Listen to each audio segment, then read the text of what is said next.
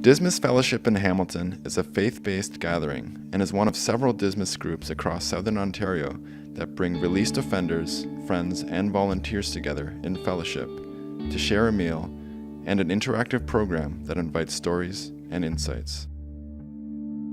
This is a story of how a retired church pew can inspire us on the value of restorative living and restorative justice. Our journey started with the first paint strokes. It was harder than you might think. We stood back with white primer on our brushes, struggling to paint over the beautiful wood grain. Even though this pew had lost its intended purpose, it tells its own story. First a seed, then a tree, then shaped by carpenters to become a chair for worshipers. We wanted this bench to reflect something of our own longing to find freedom from both the prisons of bars and concrete and the prisons of our mind, body, and spirit. So we started painting.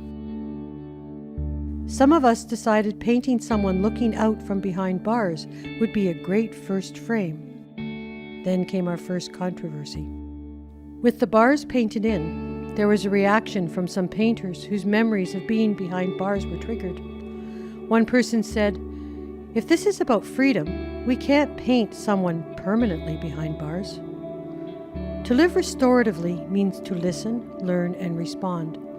So it was refreshing to watch one of the core members paint over the bars. Another core member started drawing the Kingston pen, now closed, and then our freedom journeyman leaves prison by himself to go into a taxi. Some believe that leaving prison and returning to community is a journey of freedom, but for many, returning to a community where they are likely to face poverty, temptations, being found out, then rejected, is much harder and scarier than the structured life they experienced in jail. I am a person on my own journey to reconnect with my Indigenous roots. I offered to paint a canoe. We felt there was no better way to illustrate the peace that comes when we live in harmony with creation. This solitude is very different from the isolation of being in prison, separated from family and community. When you canoe, you learn that the journey to freedom is not just an outward journey with outward barriers, but an inward journey with inward barriers. The man is now leaning against a tree resting. He's resting not at the end of a journey, but as a pause for reflection, prayer, and rest. The journey toward freedom is never a straight line. We move forward, we slip back. However, periods of solitude and rest allow us to return to our community with a greater capacity to love and to be loved.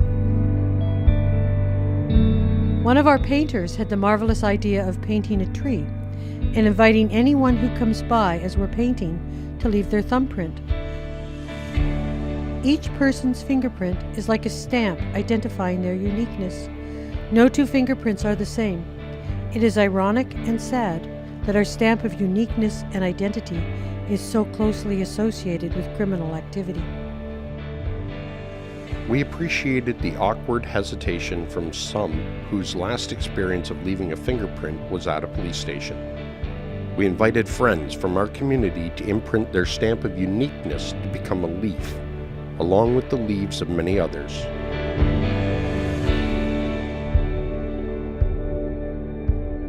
The image here of a canopy of fingerprints beautifully shows the transformative power of creativity so that beauty can come out of brokenness. And a fingerprint that has been a symbol of past wrongs can, if we choose, contribute to growth, belonging, and community.